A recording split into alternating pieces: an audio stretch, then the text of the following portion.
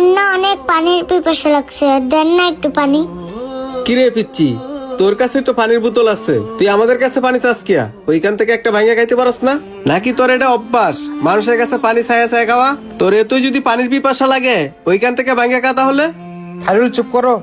তুমি জানো একটু আগে ওর সাথে কি হয়েছিল? না জানি না তো ভাই, কি এমন হয়েছিল? শোনো তাহলে কি হয়েছিল।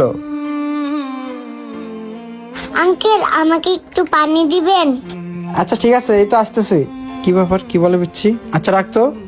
আঙ্কেল আমার না অনেক পিপাসা লাগছে, দেন না একটু পানি খাই। তাই তো আঙ্কেল আপনার কাছে একটু পানি চাইলাম, দেন না আঙ্কেল একটু পানি। তোর অনেক পানি খাওয়ার শখ জাগছে না? এই লো তোর পানি, তুই আমার টাকা ফেরত দে। না না আঙ্কেল, আমার আর পানি লাগবে না, আমার পানির তৃষ্ণা গেছে গা। আমি তাহলে এখন যাই। কে এখন যাসগা? কে পানি খাবি না? নে এখন খা খা। আহারে, সামান্য একটু পানির জন্য ছেলেটা মেয়েটার সাথে কিনে খারাপ ব্যবহারটাই করলো। বুঝছো তাহলে এবার?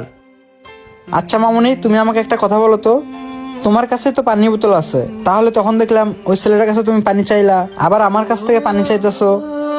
আঙ্কেল আমি সারাদিন পানি বিক্রি করে 2 থেকে 300 টাকা উপার্জন করি, আর সেই টাকা দিয়ে আমার সংসার চালাইতে হয়। দেখছেন ভাই, এই পিচ্ছি কিনা এই বয়সে পানি বিক্রি করে তার সংসার চালায়। পিচ্চির কথা শুনে হাসি পাইলো। আঙ্কেল আমার কথাটা এভাবে হাসিয়ে উড়াই দিলেন? আমাদের মতো গরিব হয়ে জন্ম নেন নাই তো, তাই গরিবদের কষ্টটা বুঝবেন কি? আল্লাহ হয়তো আপনাদেরকে বড়লোক ঘরে জন্ম দিছে, তাই আমার কথাটা এভাবে হেসে উড়াই দিলেন। তাই আমাদের কষ্টটা বুঝবেন কিভাবে সেটা? আমাদের মতো গরিবরা কত কষ্ট করে সংসার চালায়। আচ্ছা শোনো মামুনি, তুমি ওর কথায় কষ্ট পেও না। আমি বুঝতে পারছি তোমার মনে অনেক পানির তৃষ্ণা ধরছে। নাও এই পানিটা তুমি খেয়ে নাও।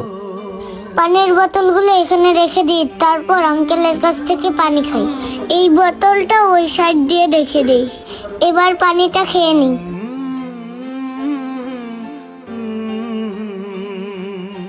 সত্যি মেয়েটার মনে হয় অনেক পানির তৃষ্ণা লাগছিল। মেয়েটার পানি খাওয়া দেখেই বোঝা যেতেছে। পিচ্চিটার মনে হয় সত্যি অনেক পানির পিপাসা লাগছিল।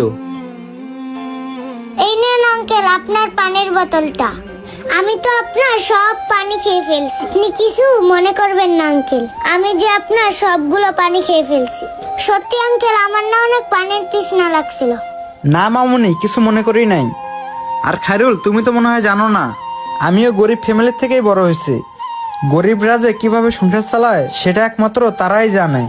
হ্যাঁ আঙ্কেল কথাটা ঠিকই বলছি। জীবন ভাই,